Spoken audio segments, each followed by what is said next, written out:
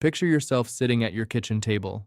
You wrap the blood pressure cuff around your arm, press the button, and wait for it to squeeze. The machine hums, the cuff tightens, and the screen finally blinks. 152/72. If you are over 60, you have probably been conditioned to sigh with relief when you see that bottom number.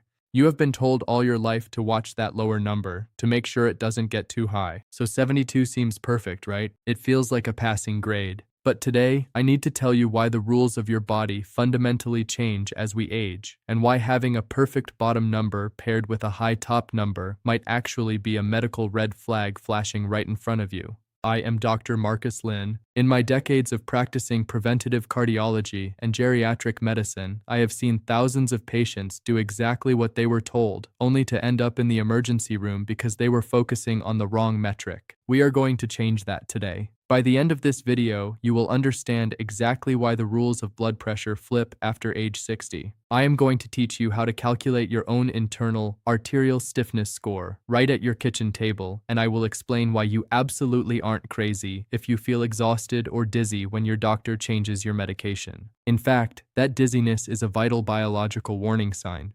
Let me tell you about a patient of mine I will call Arthur. Arthur is a 74-year-old retired high school history teacher from Dayton, Ohio. He is one of the most disciplined men I know. He walks his golden retriever 2 miles every single morning, he eats his vegetables, and he meticulously logs his blood pressure in a little blue notebook every day. For years, Arthur's bottom number, his diastolic pressure, sat beautifully right around 70 or 72. He was thrilled.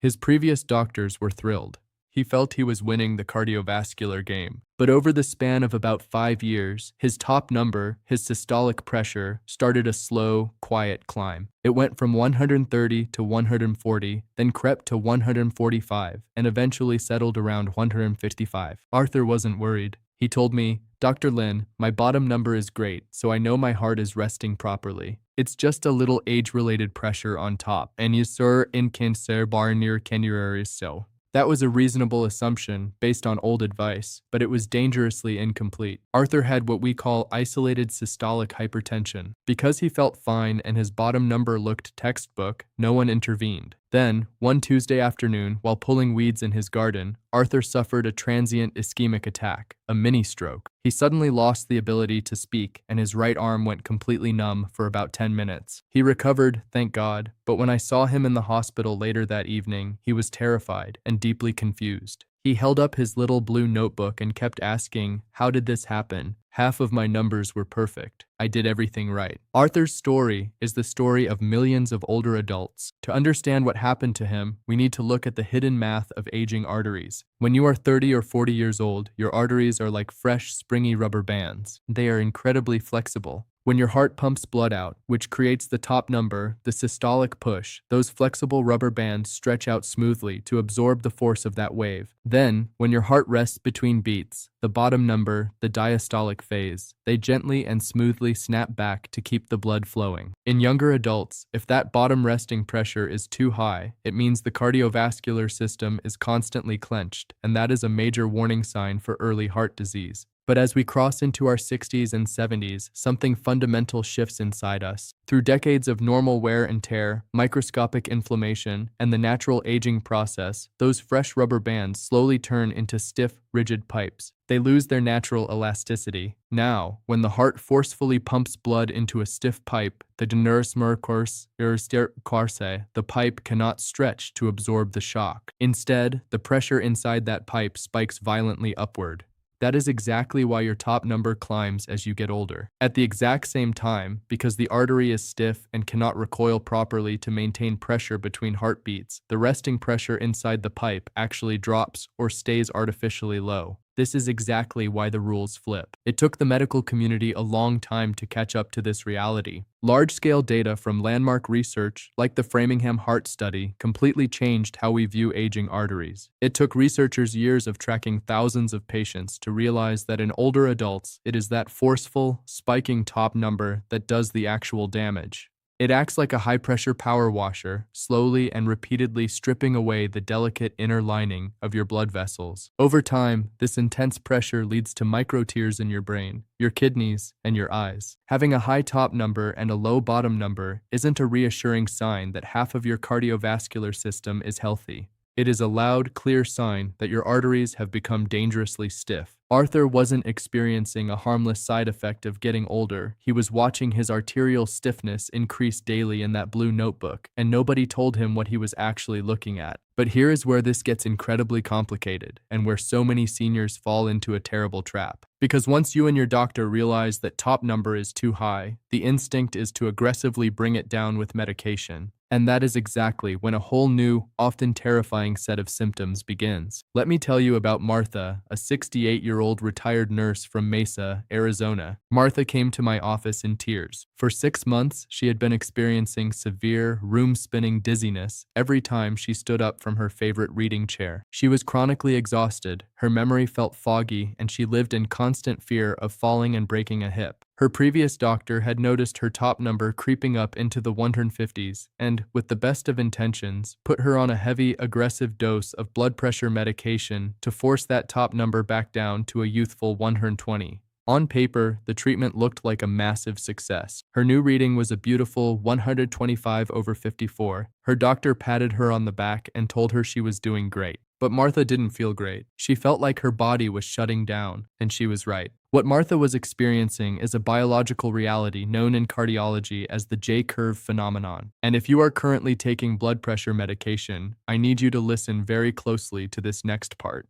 Your heart is an incredibly unique organ. Every other organ in your body gets its main supply of freshly oxygenated blood when the heart pumps during that powerful systolic top number squeeze. But the heart muscle itself is different. The heart receives its own blood supply through the coronary arteries between beats during the resting phase. It feeds itself during the exact moment your bottom number, the diastolic pressure, is being measured. When Martha's doctor aggressively pushed her top number down to 125, her already low bottom number crashed to 54. Medical data clearly shows that when your diastolic pressure drops too low, usually below 60 millimeters of mercury, the pressure in the system is simply too weak to push blood into the coronary arteries. The heart muscle itself begins to starve for oxygen.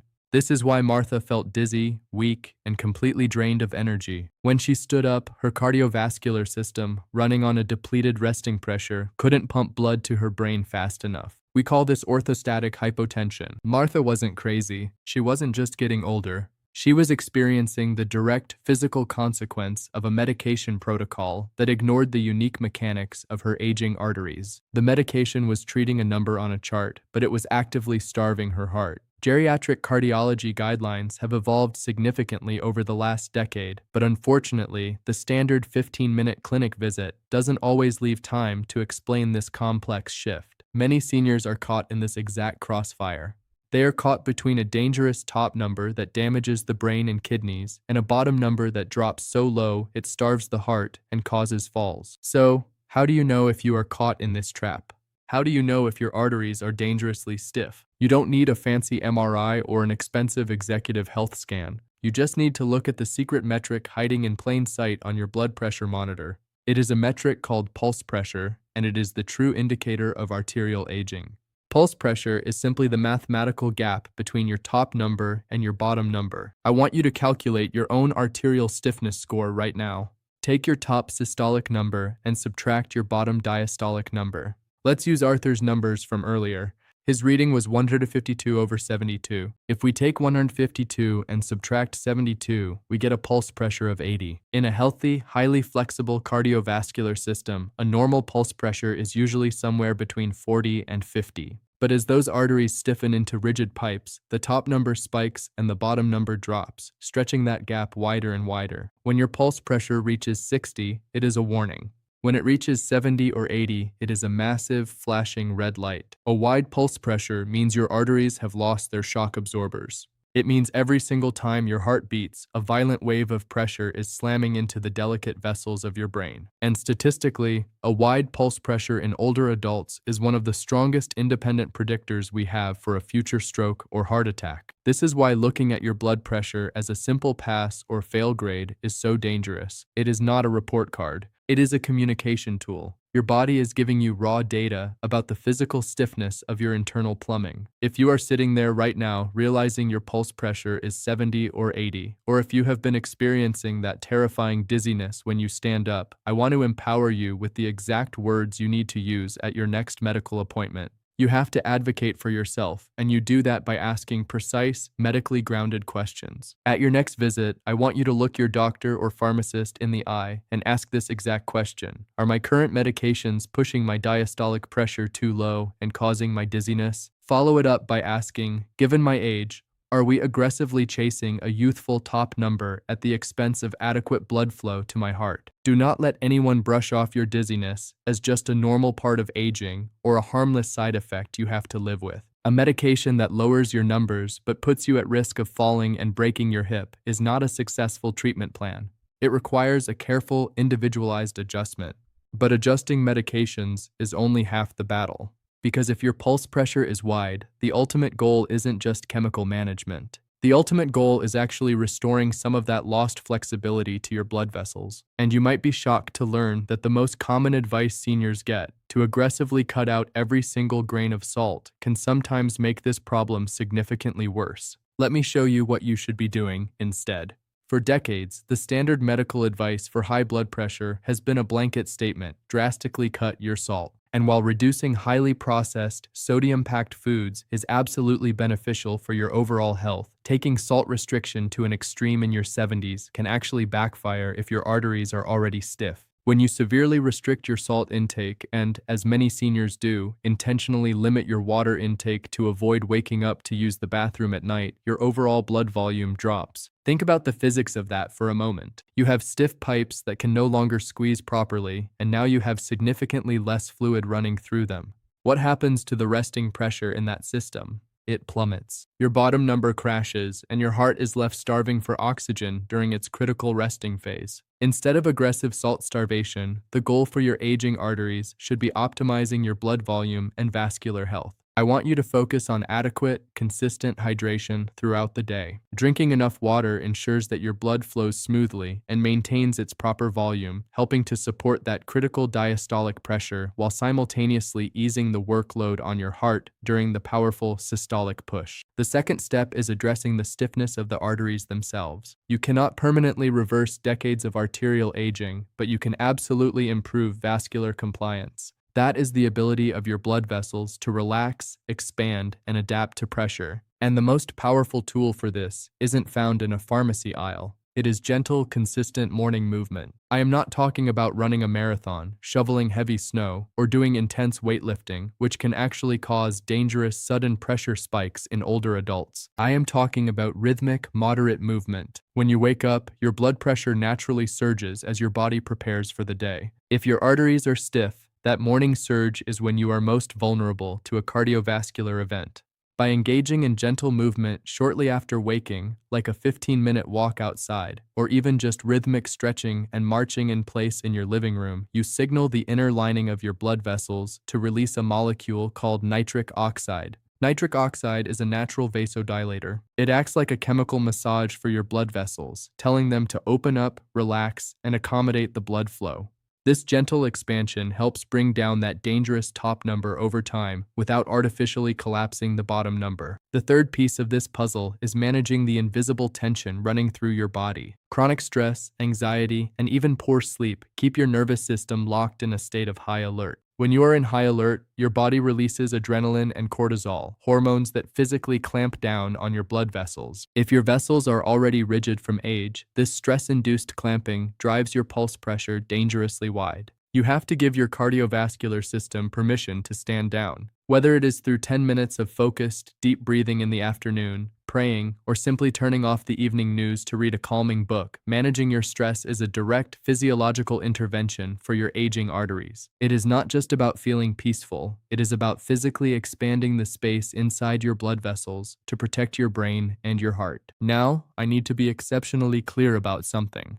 What we are discussing today is the science of aging and the mechanics of your cardiovascular system. Under no circumstances should you ever stop taking your prescribed blood pressure medication, cut your pills in half, or change your dosing schedule based on a video. High blood pressure is a serious, life-threatening condition, but you are no longer a passive passenger in your healthcare. You are an informed partner. Your job is to take this knowledge, calculate your pulse pressure, track your symptoms of dizziness or fatigue, and bring this data directly to your physician. Let me tell you where Arthur is today. He still has his little blue notebook. He still walks his golden retriever every morning, but he doesn't just look at the bottom number anymore. Every time he checks his blood pressure, he calculates his pulse pressure. When he saw his pulse pressure creeping into the 70s, he didn't panic, but he didn't ignore it either. He brought his notebook directly to my office. We carefully adjusted his medication to safely manage his top number while strictly protecting his bottom number. We focused on his hydration, and we added a short evening stretching routine to help his vessels relax before bed. Today, Arthur's pulse pressure stays consistently around 55. He feels energized, his mind is clear, he doesn't get dizzy when he stands up, and most importantly, his heart is getting the oxygen it desperately needs. He finally understands how his body works, and that understanding saved his life. Knowledge is only powerful if you actively apply it. So, don't just write these numbers down and forget them. I want you to grab your monitor and look at your last reading.